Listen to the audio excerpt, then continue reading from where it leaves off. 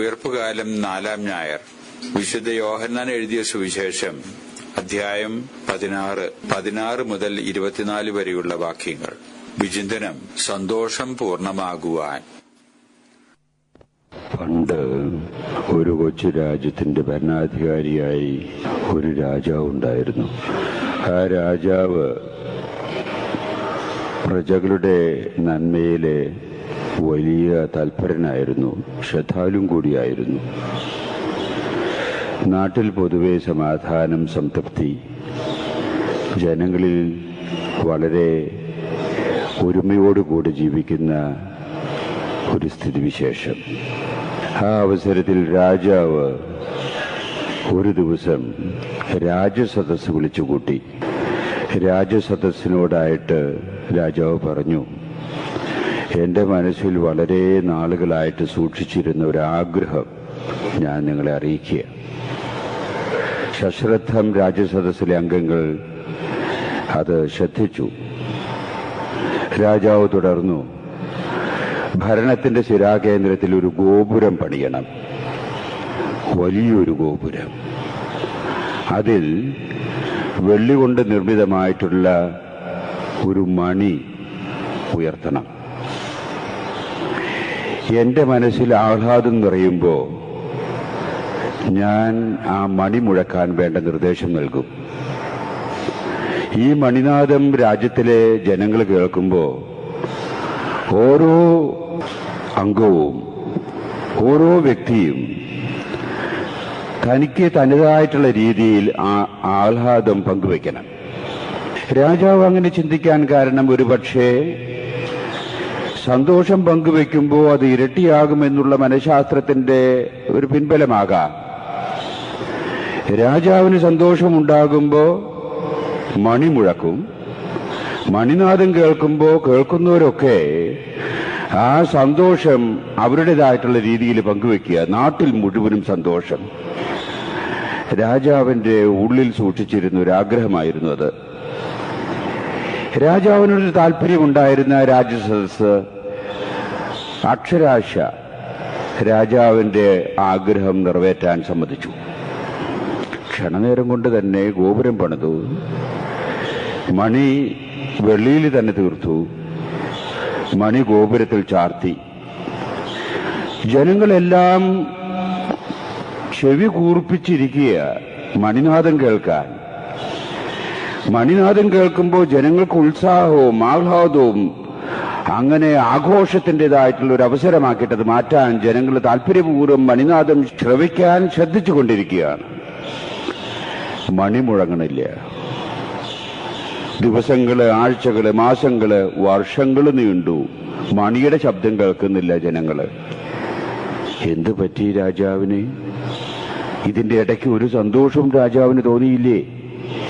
ജനങ്ങളുടെ ഉടലിൽ ഒരു അങ്ങനെ പിശുപിശുക്കാൻ തുടങ്ങി.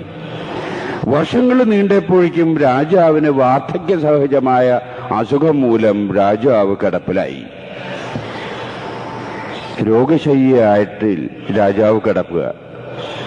രാജാവിന് സുഖമില്ല എന്നുള്ള വർത്തമാനം ജനങ്ങൾ അറിയാനിട വന്നു.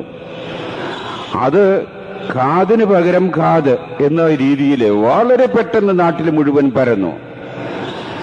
തങ്ങളുടെ രാജാവിന് സുഖമില്ല. ജനങ്ങൾ കേട്ടവരൊക്കെ കൂട്ടം കൂട്ടമായിട്ട്, സുറിയാനി ഭാഷയിൽ അതിനെ പറയുക ഗൂദീനൻ ഗൂദീൻ എന്നൊരു പ്രയോഗമുണ്ട് സുറിയാനിയിലെ. കൂട്ടം കൂട്ടമായിട്ട് അവർ വരാൻ തുടങ്ങി. ജനങ്ങള് അഹമിഹമിഹയാ ഓടിക്കൂടാൻ തുടങ്ങി. രാജാവിന് സുഖമില്ല. കേട്ടപാടെ ജനങ്ങൾ ഓടിക്കൂടാൻ തുടങ്ങി.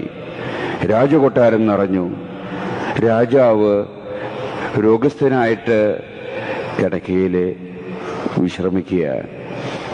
ഈ വന്നുകൂടിയ ജനങ്ങളൊക്കെ യഥാർത്ഥത്തിൽ അവരുടെ ഉള്ളിൽ തളം കെട്ടി നിന്നിരുന്ന സ്നേഹവും സന്തോഷവും ആദരവും വലിയ നന്ദിയുടേതായിട്ടുള്ള രീതിയിൽ അവർ പ്രകാശിപ്പിക്കുകയാണ് രാജാവിന്റെ മുമ്പില്. ആത്മാർത്ഥതയോടുകൂടെ, ഒരു വക്രതയില്ല, എന്നാൽ ആത്മാർത്ഥയുടെ തുറവിയോടുകൂടി ജനങ്ങൾ സ്വതസിദ്ധമായ രീതിയിൽ അവരുടെ ആദരവും സ്നേഹവും നന്ദിയുടേതായിട്ടുള്ള രീതിയിൽ രാജാവിനെ അറിയിക്കുന്നു. രാജാവ് ഇതൊക്കെ കേട്ട് കണ്ട് ആസ്വദിച്ച് വലിയ സന്തോഷം എന്നല്ല, വികാരത്തിന്റെ തീവ്രത അടക്കാൻ പോലും രാജാവിന് വിഷമം, അത്രയേറെ സന്തോഷം. രാജാവ് പരിചാരകരെ അടുത്ത് വിളിച്ചു, നിർദ്ദേശം കൊടുത്തു, നാം സന്തോഷചിത്തവനായിരിക്കുന്നു, ഗോപുരത്തിൽ ഉയർത്തിയ മണിയടിക്കൂ. കേട്ടപാടെ മണിയടിച്ചു. ജനങ്ങൾക്ക് മുഴുവൻ സന്തോഷം. എന്താ ഇവിടെ ഉണ്ടായത്? ഇവിടെ ഉണ്ടായ ഒരു പ്രത്യേക കാര്യം നമ്മുടെ ശ്രദ്ധയിൽപ്പെടുത്തുന്നതാൻ വേണ്ടിയാണ് ഞാൻ രാജാവിന്റെ കഥ പറഞ്ഞത്. രാജാവ് തന്റെ ആത്മാർത്ഥതയോട് കൂടിയിട്ട് രാജ്യം ഭരിച്ചവനാണ് വ്യക്തി. പക്ഷേ ജനങ്ങള് അത് അംഗീകരിക്കുന്നുണ്ടോ, തന്നെ യഥാർത്ഥത്തിൽ സ്നേഹിക്കുന്നുണ്ടോ, തന്നോട് ജനങ്ങൾക്ക് മതിപ്പാണോ ഉള്ളതെന്ന് രാജാവിന് അറിഞ്ഞുകൂടായിരുന്നു, തീർച്ചയില്ല. എന്നാൽ ജനങ്ങള് അവരുടെ ജീവനേക്കാൾ രാജാവിനെ സ്നേഹിക്കുകയും രാജാവിനോട് മതിപ്പും ഉണ്ട് എന്ന് രാജാവിന് മനസ്സിലായപ്പോ സന്തോഷം മണപൊട്ടി ഒഴുകുകയാണ് രാജാവിന്. അതുവരെ രാജാവ് അത് മനസ്സിലാക്കിയിരുന്നില്ല. അവിടെ ഒരു ഗ്യാപ്പ്, ഒരു കമ്മ്യൂണിക്കേഷൻ ഗ്യാപ്പ് ആയിരിക്കുന്ന സ്ഥിതിവിശേഷം എന്താണെന്ന് മനസ്സിലാക്കാൻ സാധിച്ചില്ല. ഒരു വലിയ ഗ്യാപ്പ്, കമ്മ്യൂണിക്കേഷൻ ഗ്യാപ്പ് എന്ന് പറയും അതിനെ. ഇങ്ങനെ ഒരു ഗ്യാപ്പ് ഇന്നത്തെ സുവിശേഷത്തിലെ പശ്ചാത്തലത്തിലും അന്തരാളങ്ങളിലും ഇല്ലേ എന്ന് എനിക്ക് തോന്നിപ്പോകുക. അതുകൊണ്ടാണ് ഈ സുവിശേഷ ഭാഗമായിട്ട് തീർന്നത്. ഇനി ഇന്നത്തെ സുവിശേഷത്തിന്റെ ഗ്യാപ്പ് എന്താ? യേശുക്രിസ്തു വളരെ കരുതലോടുകൂടെ, ഒരുക്കത്തോടുകൂടെ തന്നോടുകൂടി ആയിരിക്കാനും തന്റെ കാഴ്ചപ്പാടുകൾ ജനങ്ങളുടെ ഇടയിലേക്ക് എത്തിക്കുന്നതിനു വേണ്ടി, യുഗാന്തരങ്ങളിലൂടെ അത് സാധ്യമാക്കുന്നതിനു വേണ്ടി 12 പേരെ തിരഞ്ഞെടുത്തു. വളരെ കരുതലോടുകൂടി അവരെ പരിശീലിപ്പിച്ചു. പരിശീലനം ഏതാണ്ട് പൂർത്തിയാകാണ്ട സമയമായപ്പോ അവരെ വിളിച്ചുകൂട്ടി. എന്നിട്ട് യേശു പറയുന്നു, മക്കളെ, ഞാൻ അല്പസമയം കൂടിയാ നിങ്ങളുടെ കൂടെ ഉണ്ടാകുള്ളൂ. അല്പസമയം കഴിഞ്ഞാൽ ഞാൻ നിങ്ങളിൽ നിന്ന് അകന്നു പോകും. ഇതവർക്ക് പെട്ടെന്ന് മനസ്സിലായി. തീർച്ചയായും സ്വാഭാവികമായിട്ട് ഒരു കരിനിഴൽ അവരുടെ ജീവിതത്തിന്റെ ഉള്ളറകളിലേക്ക് അത് പരത്തി. യേശു ഞങ്ങളിൽ നിന്ന് വേർപിരിയാൻ പോകുന്നു. എല്ലാം യേശുവിൽ വിശ്വാസം, പ്രതീക്ഷ നട്ടുകൊണ്ടാണ് അവർക്ക് അന്നൊക്കെ ഉണ്ടായിരുന്ന എല്ലാ കാര്യങ്ങളും ഉപേക്ഷിച്ചുകൊണ്ട് യേശുവിനെ പിഞ്ചുന്നത്. യേശു തങ്ങളിൽ നിന്ന് നഷ്ടപ്പെടാൻ പോകുന്നു എന്ന സത്യം അവർക്ക് മനസ്സിലായി. പക്ഷെ അത് എങ്ങനെയാണ്, എന്താ ഈ നഷ്ടപ്പെടല് മനസ്സിലായില്ല. സ്വാഭാവികമായിട്ടും അവർ ദുഃഖിച്ചു. ആ ദുഃഖം അവരുടെ മുഖത്ത് കണ്ടു യേശു. തുടർന്ന് പറയുന്നു, നിങ്ങളുടെ ഈ ദുഃഖം ഞാൻ സന്തോഷമായിട്ട് മാറ്റും. ആ സന്തോഷം നിങ്ങളിൽ നിന്ന് ഒരു കാരണവശാലും നീക്കപ്പെടാൻ ഇടവരില്ല. അത് നിത്യമായിട്ടും പൂർണ്ണമായിട്ടും ആ സന്തോഷം നിങ്ങളിൽ കുടികൊള്ളും. ഇത് അവർക്ക് ഒട്ടും മനസ്സിലായില്ല. മനസ്സിലാക്കാനുള്ള പ്രാപ്തി അവർക്കുണ്ടായില്ല. അവർക്ക് ആകെ എന്തോ അന്തരീക്ഷം പന്തികേറുണ്ടെന്ന് മനസ്സിലായി. അതിന്റെ അടിസ്ഥാനത്തില് അവരുടെ ഉള്ളിൽ ദുഃഖമുണ്ടായി. തീർച്ചയായിട്ടും വേർപാടിന്റെ നിമിഷത്തിലുണ്ടാകുന്ന ദുഃഖം അത് അവരെ സംബന്ധിച്ച് തികച്ചും സ്വാഭാവികമാണ്. പക്ഷേ ഈ ദുഃഖം സന്തോഷമായിട്ട് മാറും അവർക്ക് മനസ്സിലാക്കാൻ പറ്റുന്നില്ല, പറ്റിയില്ല. അതുകൊണ്ട് അവർ അങ്ങോട്ടും ഇങ്ങോട്ടും ചോദിക്കുക, അതെന്താ ഇവർ ഈ പറയണത്? ഇന്നത്തെ സുവിശേഷത്തിൽ അത് വ്യക്തമാണ്. അത് ഉത്തരം എന്ന വിധത്തിൽ യേശു പറഞ്ഞിട്ടും അവർക്കൊന്നും മനസ്സിലാവുന്നില്ല. മനസ്സിലാക്കാൻ അവർക്ക് ശക്തിയില്ല, പ്രാപ്തി ഉണ്ടായില്ല. നാളുകൾ പലത് കഴിഞ്ഞു. യേശുവിൻ്റെതായിട്ടുള്ള ചിന്താരീതിയുടെ അരൂപി അവരിൽ അവർ ഏറ്റുവാങ്ങാൻ ഇടവന്നപ്പോ അല്പസ്വല്പമൊക്കെ അവർക്ക് മനസ്സിലായി വരുന്നു. ഈ പറഞ്ഞതിന്റെ പൊരുൾ അവർക്ക് മനസ്സിലായി വരുന്നു. നാളുകൾ കഴിഞ്ഞപ്പോ പത്രോസ്ലീഹ, എന്റെ ഗുരുവിനെ നിങ്ങൾ ശിരസ് മുകളിലാക്കിക്കൊണ്ടാണ് കുരിശിൽ തറച്ചു കൊന്നത്. ഞാൻ ആ ഗുരുവിന്റെ ശിഷ്യൻ മാത്രമേ ആകുന്നുള്ളൂ. എന്നെ നിങ്ങൾ വധിക്കുമ്പോ ഒരു അപേക്ഷ, എന്റെ ശിരസ് കുരിശിന്റെ താഴെയാക്കിയിട്ട് എന്നെ കൊല്ല്. ഈ സന്തോഷം നിങ്ങളിൽ നിന്ന് എടുത്തു കളയില്ല എന്നുള്ളതിന്റെ അർത്ഥം പത്രോസിന് മനസ്സിലാക്കിയപ്പോ പത്രോസിന്റെ നാവിൽ നിന്ന് അടർന്നു വീഴുന്ന വാക്കുകളുടെ പൊലിമ കണ്ടു. നമുക്ക് മനസ്സിലാവുന്നുണ്ടോ ഇത്? എന്റെ ഗുരുവിനെ നിങ്ങൾ കുരിശിൽ തല മുകളിലാക്കിയിട്ട് തൂക്കിക്കൊന്നു. യേശുവിനെ നിങ്ങൾ അങ്ങനെയാണ് നിങ്ങൾ കൊന്നത്. പക്ഷെ ഞാൻ സന്തോഷിക്കുന്നു, എന്റെ തല താഴ്ത്തിയായിട്ട് എന്നെ കൊല്ല്. സന്തോഷം പൂർണ്ണമാകുന്നു കണ്ടു. ആ രംഗം ഇന്നും റോമില് സൂക്ഷിതമാണ്. അവിടുത്തെ കുരിശ് ഇന്നും തല കീഴായിട്ടാണ് നിൽക്കുന്നത്. കണ്ട് ദൃക്സാക്ഷിയാണ് ഞാൻ ഈ നിങ്ങളോട് പറയുന്നത്, കേട്ടിട്ടുള്ള കാര്യങ്ങളല്ല. ആ കൊച്ചു ദേവാലയത്തിലെ കുരിശ് ഇന്നും തല കീഴായിട്ടാണ് നിൽക്കുന്നത്, തലമുകളിലേക്കല്ല. ഈ ഒരു സത്യം, ഈ സന്തോഷം, ഉള്ളിലുള്ള സന്തോഷം, ആവിഷ്കൃതമായിട്ടുള്ള ആ സ്ഥലം ഇന്നും സൂക്ഷിക്കപ്പെട്ടിരിക്കുന്നു റോമില്. പ്രേക്ഷിതന്മാരിൽ വലിയ മുൻഗണന ലഭിച്ചിട്ടുള്ള പൗലോസ് അപേക്ഷ അവസാനം, എന്റെ നാവല്ലേ നിങ്ങൾക്ക് ഇടർച്ചയുണ്ടാക്കിയത്? എന്റെ ബുദ്ധിശക്തി, എനിക്ക് തമ്പുരാൻ തന്ന ബുദ്ധിശക്തി ഉപയോഗിച്ചുകൊണ്ടല്ലേ ഞാൻ നിങ്ങളോട് സംസാരിച്ചത്? അതുകൊണ്ട് വിട്ട്,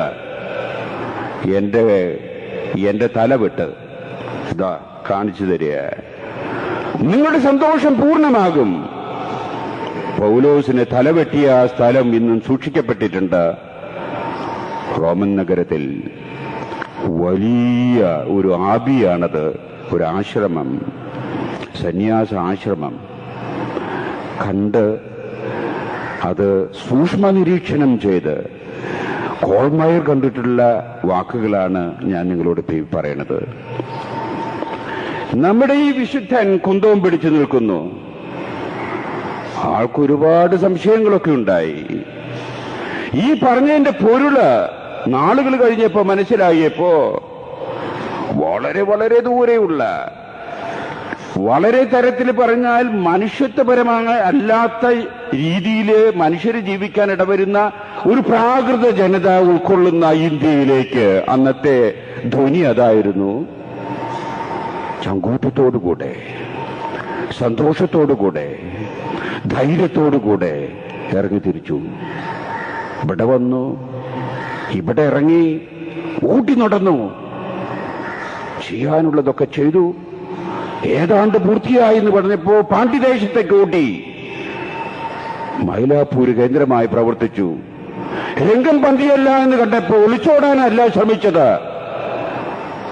ഈ സന്തോഷം പൂർണ്ണമാകാൻ വേണ്ടി പ്രാർത്ഥനാനിരതമാകുന്ന അവസരത്തിലെ കുന്തം കൊണ്ട് കുത്തേറ്റ് അവിടെ വീണ് പെട്ടഞ്ഞ് മരിച്ചു. സന്തോഷം പൂർണ്ണമാകുന്ന രീതി കണ്ടു. നമുക്ക് മനസ്സിലാവുന്നില്ലേ? പക്ഷെ അവർക്ക് മനസ്സിലായിപ്പോ. എന്നല്ല, അവരുടെ വാക്കുകൾ കേട്ടും അവരുടെ ജീവിത ശൈലിയും മനസ്സിലാക്കിക്കൊണ്ട് അനേകായിരങ്ങൾ ഇന്ന് മനസ്സിലാക്കിക്കൊണ്ടിരിക്കുന്നു. ഈ സന്തോഷത്തിന്റെ പൂർണിമ എങ്ങനെയാ ജീവിതത്തിലൂടെ നിഴലിപ്പിക്കുക എന്ന്.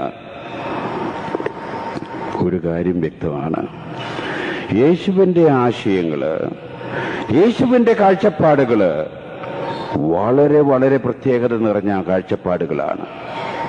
അത് ഉൾക്കൊള്ളാൻ ഇടവന്നെങ്കിൽ അല്ലാതെ ഈ പറയുന്നതിന്റെ അർത്ഥം നമുക്ക് ഗ്രഹിക്കാൻ സാധ്യമല്ല. ഞാൻ നിങ്ങളോട് പറയുന്നു, നിങ്ങൾ കേൾക്കുന്നു. പറയുന്ന ഞാനോ കേൾക്കുന്ന നിങ്ങളോ ഈ പറയുന്ന വാക്കുകളുടെ അർത്ഥം ഗ്രഹിക്കാൻ പ്രാപ്തമല്ലെങ്കിൽ ശൂന്യം, നിശൂന്യം എന്ന് പറയാവുന്ന സ്ഥിതിവിശേഷത്തിൽ എനിക്ക് നീങ്ങുന്നു. എന്താ ഈ കാഴ്ചപ്പാടിന്റെ പ്രത്യേകത? ഞാൻ മുൻപ് സൂചിപ്പിച്ച രീതിയിൽ യേശു ഒരുക്കിക്കൊണ്ടുവന്ന ശിഷ്യന്മാര് ഒരുക്കത്തിന്റെ പൂർത്തീകരണമാകുന്ന സമയം വന്നപ്പോ ഒരുത്തൻ ആ സമൂഹത്തിൽ നിന്ന് എഴുന്നേറ്റു പുറത്തു പോകുന്നു. യൂദാസ്. അവൻ പുറത്തു പോയത് യേശുവിന്റെ കാഴ്ചപ്പാടുകൾ ജനങ്ങൾക്ക് വേണ്ടി പ്രഘോഷണം ചെയ്യാനല്ല. അവൻ പുറത്തു പോയത് യേശുവിനെ വഞ്ചിക്കാനാണ്. അവൻ പുറത്തു പോയത് യേശുവിനെ ചതിക്കാനാണ്. അവൻ പുറത്തു പോയത് യേശുവിനെ ഒറ്റിക്കൊടുക്കാനാണ്. തികഞ്ഞ ബോധ്യം യേശുവിനുണ്ടായി. ഇത് യഥാർത്ഥത്തിൽ അവൻ ചെയ്യാൻ പോകുന്ന ഇതിനാണ്. താൻ കൊണ്ട് പരിശീലിപ്പിച്ചു കൊണ്ടുവന്ന ശിഷ്യന്മാരിൽ ഒരുവൻ സമൂഹത്തിൽ നിന്ന് ഇറങ്ങിപ്പോകുന്നു ഇതാണെന്ന് യേശു മനസ്സിലാക്കിയപ്പോ യേശു പറയുന്നു, മനുഷ്യപുത്രൻ മഹത്വീകരിക്കപ്പെടാനുള്ള സമയം സമാഗതമായിരിക്കുന്നു. തന്നെ ഒറ്റിക്കൊടുക്കാൻ വേണ്ടി തന്റെ ഏറ്റവും വളരെ അടുത്ത ഹൃദയത്തിന്റെ ഒളിപ്പിച്ചു വച്ചിരുന്ന ശിഷ്യന്മാരിൽ ഒരുവനായിട്ടുള്ള യൂദാസ് ഇറങ്ങിപ്പോയപ്പോ വേദന ഉള്ളിൽ നിറഞ്ഞു നിൽക്കുന്ന ആ സമയത്ത് പോലും യേശു ആ പ്രക്രിയയെ നോക്കിക്കണ്ടത് എന്താണ്? മഹത്വത്തിന്റെ തുടക്കമായിട്ടാണ് കണ്ടത്. തിരസ്കരണം അതിന്റെ മൂർധന്യത്തിലെത്തുമ്പോ മഹത്വത്തിന്റെ തുടക്കമായിട്ട് യേശുവിന് കാണാൻ സാധിച്ചു. ഇതാണ് യേശുവിന്റെ കാഴ്ചപ്പാട്. ഇത് മനസ്സിലാക്കുമ്പോഴേ ഈ സന്തോഷം എന്താണെന്നോ ഈ ദുഃഖം എന്താണെന്നോ നമുക്ക് മനസ്സിലാവുള്ളൂ. അല്ലെങ്കിൽ ഇന്നത്തെ സുവിശേഷം വെറും സ്വരങ്ങൾ മാത്രം. ഈ ദുഃഖവും ഈ സന്തോഷത്തിന്റെയും തനിമ, അതിന്റെ പൊലിമ നമുക്ക് മനസ്സിലാക്കണം എന്ന് വരികില് യേശുവിന്റെ ഈ കാഴ്ചപ്പാടിന്റെ പ്രത്യേകതകൾ മനസ്സിലാക്കണം. എന്താ കാഴ്ചപ്പാട്? തിരസ്കരണം ജീവിതത്തിൽ അനുഭവിക്കുമ്പോ അത് മഹത്വീകരണത്തിന് തുടക്കമാണെന്ന് കാണാൻ സാധിക്കുന്ന ഒരു ദർശനം. അവഗണനകൾ ജീവിതത്തിൽ ഉണ്ടാകുമ്പോ അത് പരിഗണനയാണെന്ന് മനസ്സിലാക്കാൻ സാധിക്കുന്ന ഒരു കാഴ്ചപ്പാട്. തഴച്ചിലുകള് അല്ലെങ്കിൽ ഒറ്റപ്പെടുത്തലുകള് സമൂഹത്തിൽ ഉണ്ടാകുമ്പോ അത് തിരഞ്ഞെടുപ്പും സംരക്ഷണമാണെന്ന് കാണാൻ സാധിക്കുന്ന ഒരു വലിയ കാഴ്ചപ്പാട്. ഇങ്ങനെ ഈ ഒരു കാഴ്ചപ്പാട് നമുക്കുണ്ടായാൽ യഥാർത്ഥത്തില് നമ്മുടെ ഉള്ളിന്റെ ഉള്ളിൽ സന്തോഷത്തിന്റെ അലകൾ അടിക്കുന്നതായിട്ട് നമുക്ക് മനസ്സിലാക്കാൻ സാധിക്കും.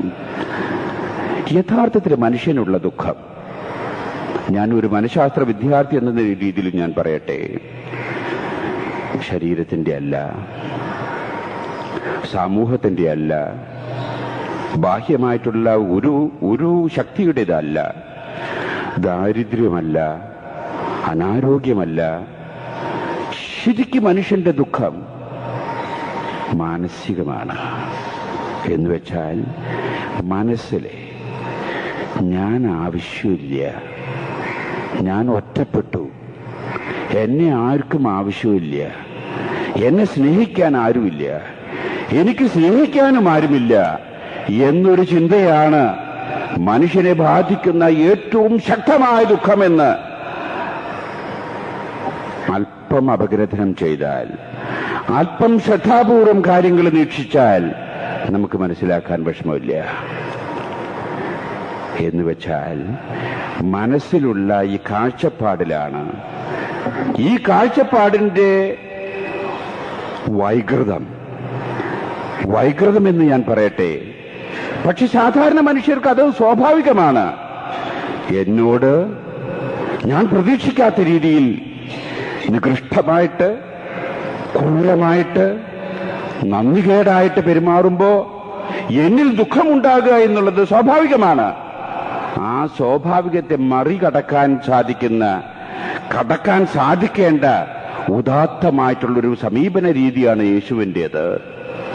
അങ്ങനെ എനിക്ക് വേദനയുണ്ടാകും മാനസികമായിട്ട് ഒരു മനുഷ്യനും അറിയുന്നില്ല. അത് കുടുംബത്തിലാകാം, ജോലിസ്ഥലത്താകാം, ഇടവകയിലാകാം, സമൂഹത്തിലാകാം, രാഷ്ട്രീയത്തിലാകാം, എവിടെയാകാം.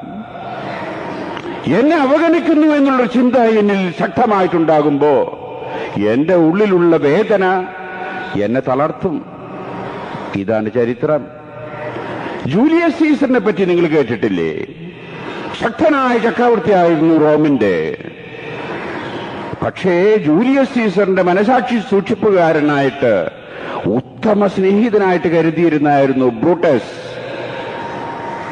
എന്തോ ഒരു പ്രത്യേക കാരണത്താൽ ആ കാലഘട്ടത്തിന്റെ പ്രത്യേകത കൊണ്ട് ആണെന്ന് വിചാരിക്കുന്നു, റോമൻ അന്നത്തെ സിനറ്റ് അംഗങ്ങളിൽ ഭൂരിപക്ഷവും ചക്രവർത്തിക്കെതിരായിട്ട് നീങ്ങാൻ ഇടവന്നു. ഒരു അട്ടിമറിയിൽ കൂടെ ആ സ്ഥാനം പിടിച്ചെടുക്കാൻ വേണ്ടി ആ സെനറ്റ് അംഗങ്ങളൊക്കെ മുന്നോട്ട് വന്നു. ജൂലിയസ് സീസർ പൊരുതി, ഒറ്റയ്ക്ക് നിന്ന് പൊരുതി, ജയിച്ചു. അത്രയും ശക്തനായിരുന്നു ജൂലിയസ് സീസർ, അത്രയും വിദഗ്ധനായിരുന്നു ജൂലിയസ് സീസർ, അത്രയും ബുദ്ധികൂർമ്മതയുള്ളവനായിരുന്നു ജൂലിയസ് സീസർ, അത്രയും പ്രാപ്തനായിരുന്നു ജൂലിയസ് സീസർ. ഒറ്റയ്ക്ക് പൊരുതി ജയിച്ചു. ആ ജയിച്ച നിമിഷത്തിലാണ് തന്റെ ഏറ്റവും ആത്മാർത്ഥ സുഹൃത്തായി കരുതിയിരുന്ന ബ്രൂട്ടസ് ഒളിച്ചു വച്ചിരുന്ന ഒരു കഠാരിയുമായിട്ട് തന്റെ യജമാനായിട്ടുള്ള ജൂലിയസ് സീസറിനെ സമീപിക്കുന്നത്. ബ്രൂട്ടസിന്റെ കൈവശം ഒരു കഠാരിയുണ്ടെന്ന് മനസ്സറിയാൻ ജൂലിയസ് സീസറിന് അധികം സമയം വേണ്ടി വന്നില്ല.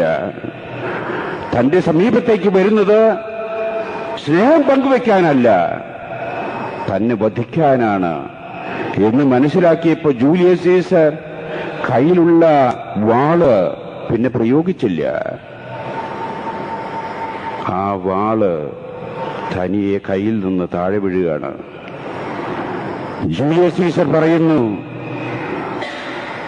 നീ ബ്രൂട്ടസ്, നീയും ഇവരുടെ കൂടെയുണ്ടോ എന്നെ ചതിക്കാൻ? എന്താ ഇവിടെ ഉണ്ടായത് മക്കളെ?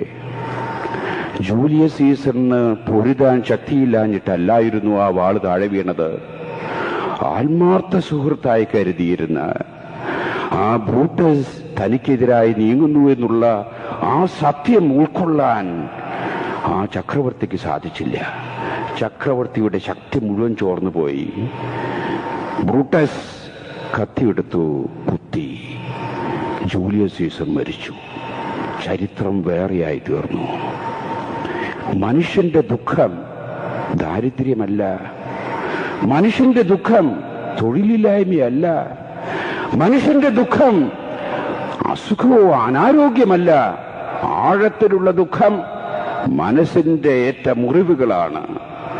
ഈ മുറിവുകളാണ് മനുഷ്യനെ അസ്വസ്ഥനാക്കുന്നതെന്ന് മനസ്സിലാക്കിക്കൊണ്ട് യേശു പറയുന്നു, നിങ്ങളുടെ മുറിവുകളെ ഉണക്കാൻ ഞാൻ വീണ്ടും വരും.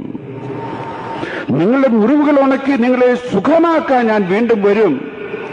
ആ സുഖം നിങ്ങളിൽ നിന്ന് ഒരിക്കലും മാറിപ്പോകുകയില്ല. ആ സന്തോഷം നിങ്ങളിൽ നിലനിൽക്കും. പക്ഷെ അന്നത്തെ ജനങ്ങൾക്ക് മനസ്സിലായില്ല. വളരെ വളരെ അടുത്ത് പെരുമാറിയിരിക്കുന്ന ശിഷ്യന്മാർക്ക് മനസ്സിലായില്ല.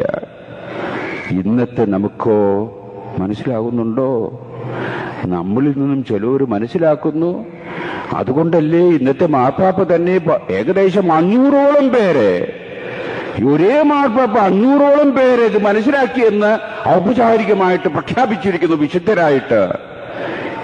ഇതിന്റെ സത്യം മനസ്സിലാക്കിയവരാണ് ഈ 500 പേര്. അങ്ങനെ മനസ്സിലാക്കിക്കൊണ്ടിരിക്കുന്ന ആളുകളെ ഈ കേരളത്തിലുമുണ്ട് എന്നല്ലേ അതിന്റെ അർത്ഥം? നമ്മളെന്തിനാ മാറി നിൽക്കുന്നത്? ഈ ജൂലിയസ് സീസറിന്റെ വലിയ കത്തുകുത്തൊന്നും നമുക്കുണ്ടായിന്ന് വരില്ല, ഉണ്ടാവില്ല. ചെറിയ ചെറിയ അവഗണനകള്, ചെറിയ ചെറിയ ഒറ്റപ്പെടുത്തലുകള്, ചെറിയ ചെറിയ തിരസ്കരണങ്ങള് മനസ്സിൽ മുറിവുണ്ടാക്കുമ്പോ ആ മുറിവിനെ അതിജീവിച്ചുകൊണ്ട് അതെന്റെ സന്തോഷമായിട്ട്, അതെന്റെ മഹത്വീകരണമായിട്ട്, അതിന്റെ ആനന്ദത്തിന്റെ തുടക്കമായിട്ട് മാറ്റാൻ സാധിക്കുന്ന ഒരു ദൈവശാസ്ത്രം, ഒരു കാഴ്ചപ്പാട്, ഇതാണ് യേശുക്രിസ്തു ഇന്നേ ദിവസം നമ്മുടെ മുമ്പിൽ അവതരിപ്പിക്കുന്നത്. ഉൾക്കൊള്ളാം, ജീവിതത്തിലൂടെ പ്രാവർത്തികമാക്കാൻ നമുക്ക് ശ്രമിക്കാം.